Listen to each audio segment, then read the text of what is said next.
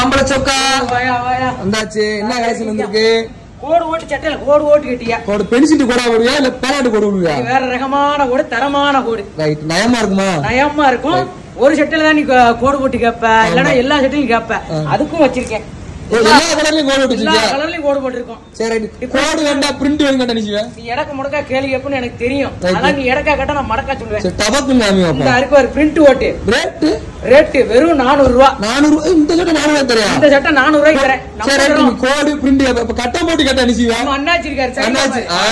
வாயா. யோ நம்ம wave cloth பேர் வாய வராதியா, பெரிய பிரச்சனையா அப்ப பாத்துக்கோ.